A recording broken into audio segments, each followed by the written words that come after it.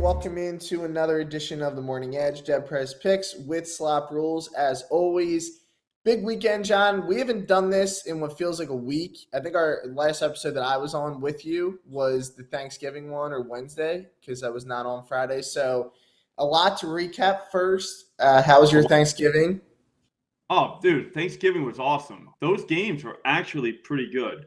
All good. Except like that. I mean, they got boat race, like that stuff. But yeah, the Giants were rough, but the Giants also had one of the best backdoor covers of the season, undoubtedly. I don't know if you. Yes, no. All right, so my nephew was probably the coldest bettor on the planet. Like that day, just nonsense just kept happening to him. Like we were playing cards that night, and like just this stuff just kept happening. Like you're like, wow, like this could only happen if someone's ice cold. Well, he actually had the Cowboys, and their kicker missed that field goal, and I just kind of looked at him. I'm thinking, like, does he know what's about to happen to him? You know what I mean? Like, because like I knew, like immediately as soon as he missed, I was like, wow, man, like you can't catch a break. Sure enough, they drive down and score, and it's like, man, that is brutal. Yeah, you knew when that happened, when they missed. If you've watched enough NFL, like when they missed that field goal, something dumb was going to happen, and it proceeded to happen. Then they took like a penalty late. Gave him 15. I mean, it was like everything that couldn't happen happened. Yeah, like the whole nine. Like everybody who's ever been like cold or hot, really, like knows. You know what I'm saying? Like that feeling where you're just like, wow, man, is there like, is there a camera or something? Like, am I punked? Like, you know what I'm saying? Is Ashton Kutcher gonna come out and this is a new season? Like, what's happened? Because like, why would any of this happen other than I have this? It just doesn't feel fair, but that did happen. So they covered. Your Lions looked pretty good. I thought they might pull it off at the end. I thought that was pretty much a win. I mean, that's a very good Super Bowl preview. I mean, hopefully we get to see those two teams face up again in February. But maybe not. I don't know. Like, I don't know if the Bills are going to make it. Yeah, it's up. Good. Sure. They look really good.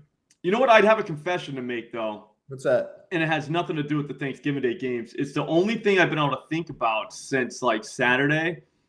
And I don't even think about losses because losers think about losses, winners think about wins. Like that's just everyone knows that. You know what I mean? Like, yeah. So I wrote up an article Saturday morning because I had the best play of all time. It was the Notre Dame quarterback over 192.5 passing yards. So I wrote literally 3 paragraphs and I never go back and change it. You know what I mean? Like once I'm right, it's over. You know what I mean? Like this is exactly. So I literally was like, you know what? I bet Notre Dame is going to run the ball all over these guys, and I bet you they're going to easily get 29.5 points. So I changed it. The greatest pick of all time.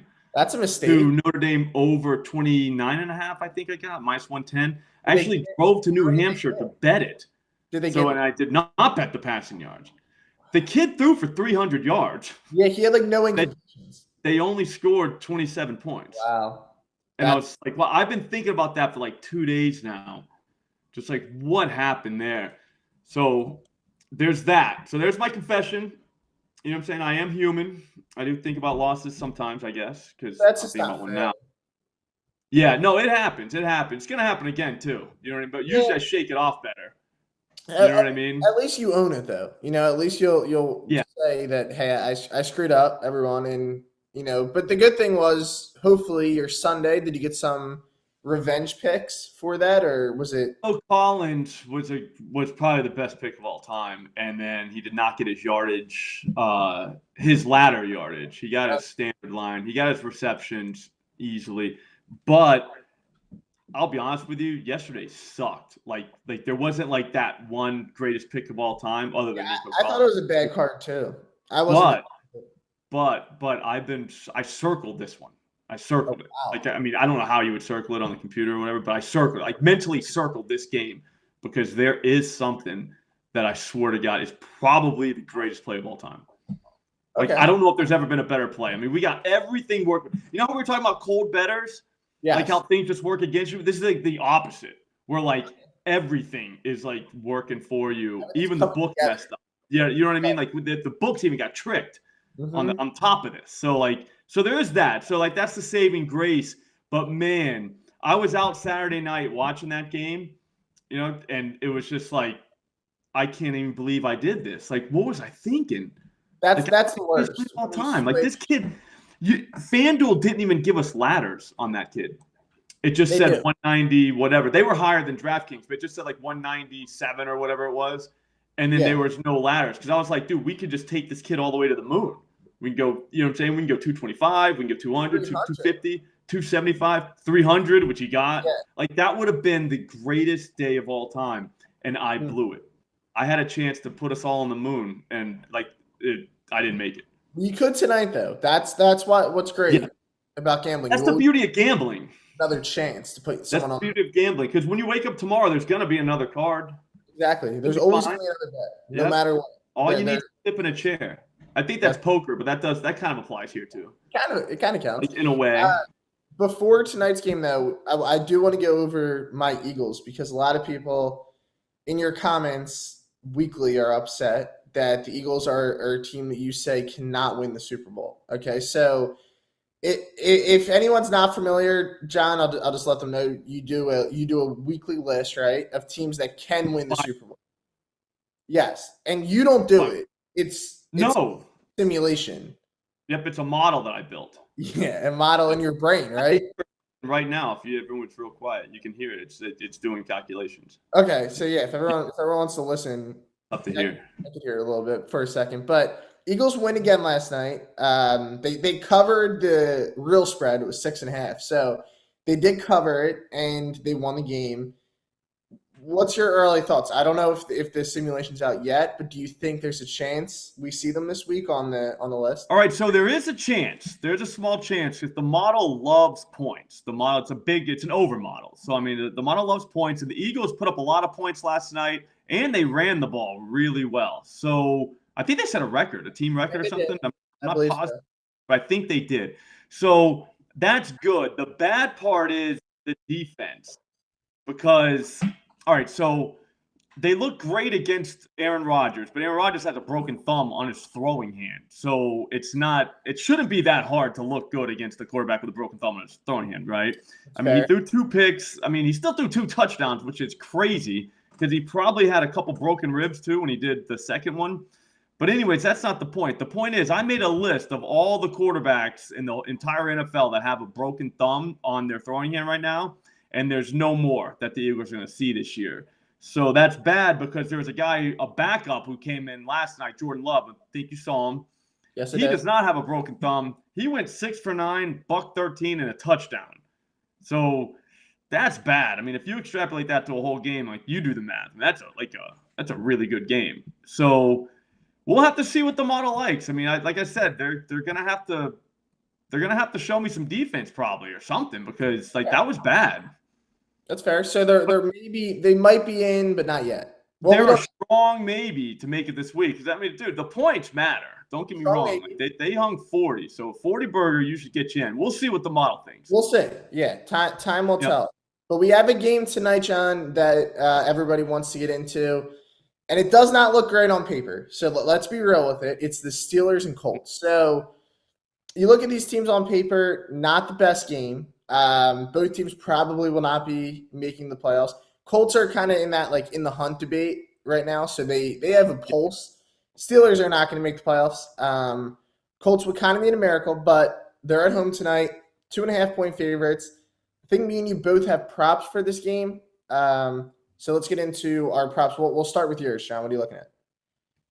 I'm going to go with arguably the greatest play of all time. It's Pat Freiermuth. He is over 44.5 receiving yards. That's -110 at BetMGM right now. This feels like a gift, because people are going to say that the Colts do well against the tight end. I don't know if that's true. They're middle of the pack on the season, but they played games against the Eagles, for instance. I think it was last week.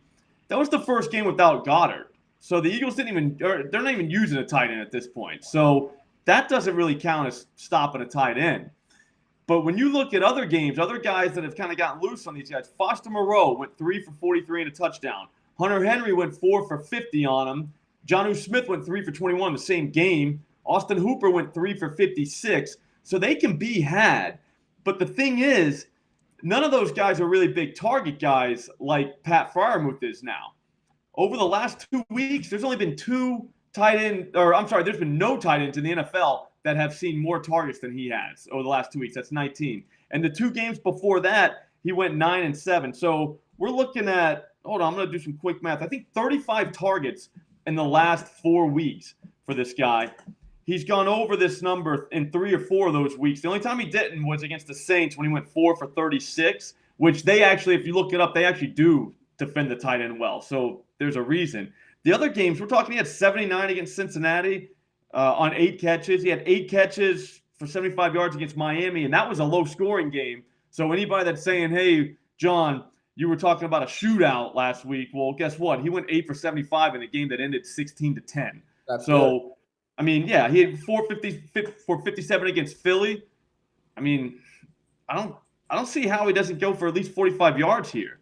Sounds like a winner. On top of that, hey, time out. On top of that, though, if you want to go at FanDuel, 60 plus get you plus 162, 70 plus 240, 80 plus 360. I mean, where do you want to go? Like how high? 90 plus 520, 100 plus hasn't done this all season. 100 plus is plus 750 though. So he's due. He's due for 100. He could be due. I mean, the highest he's gone is 85, it looks like. But he's gone 75, or at least 75 3 other times. So your range is probably 80 plus is where you might want to stop.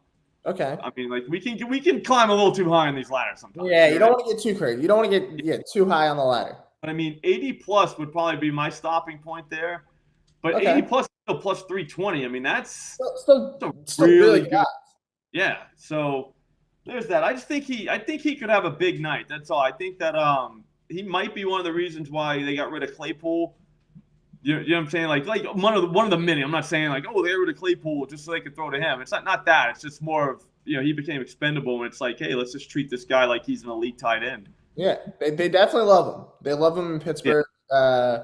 Pretty good fantasy tight end too. I have him in one of my leagues, so I'll be cheering for him with you tonight. I'm going to go with Deontay Johnson's over. Also 45.5 here. I think Pittsburgh's going to have to throw the ball a lot in the second half. I actually like the Colts a lot to roll in this spot tonight, so I think we're going to get a negative game script here. Did I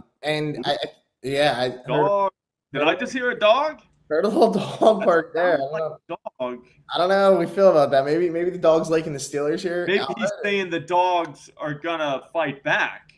That's possible. You know okay, I like it. He's like, yeah, we can still bet on the dogs, even though on the actual dogs. He's living the dream right now. Now he picks the worst time to bark during my. He's just getting loose. That's all. I let it out. I mean, you got something to say, just say it. Just letting it go. But yeah, I think overall here, negative game script. He'll get to this number. That's my reasoning. He gets the most targets of any of the receivers, so I like him to squeak over this number tonight at 45.5. Okay. I like it. I'm going to keep it short so my dog doesn't keep barking and bothering me. That happens. Yeah, that's just poorly timed by my dog. So there we go. We got 2 props. We need Pat Freiermuth and Deontay Johnson to go crazy tonight, and we'll be rich. So it looks that easy. I think we'll get there. And other than that, John, do we have anything else to add on this Monday? I'm going to look at some NBA later just because, I don't know, lately I've been not liking that I'm finishing up the football game kind of a little early. How about some college basketball? You get like an 11 o'clock. I've been jumping into that, but it's tough because I'm only looking at ones that they give you player props for. And tonight it does not look like we're going to get anything like that late in the night. Now, I think Tuesday, Thursday are like the big days. Thursday night, there's a lot of good games, so you should be able to get a late night sweat in there. I'm a big watch it guy too, though. Like I want to be able to see the game. Like that's kind of the trick to gambling. Like if you manage your bankroll correctly, and on top of that, you only bet games that you're going to watch. It's hard to go broke. You know what I mean? Like it's just because you're just not betting on just rando games that literally you're going to be asleep. I mean, there's nothing wrong with that because I do like waking up to see a win, but at the same time, It's just, to me, it's just more fun to watch it. It's definitely better. Definitely Make better. it the experience. You know what I mean? Especially a prop. I always want to watch my props. Yeah. And see what's going on. Yeah. Then you 100%. feel like you're in control. All right, guys, that's going to be it for today's episode. A lot of good information here from John with the simulations. Make sure you guys keep an eye out for that list tonight at some point. It's a big deal. Eagles might. It could come out in the first half. Okay. Like I said, we just got to see what the Colts and Steelers look like, because they definitely play in to the Super Bowl conversation. So yeah, they could be on the list as well. And then make sure to lock in the picks, guys. Once again, Pat Freiermuth over and Deontay Johnson over tonight. John even suggests a little bit of a ladder there. Why not do it with Johnson too? Let's just get a bunch of yards from these guys tonight. Some big games. John and I will be back tomorrow morning with another episode. We hope you all have a fantastic Monday.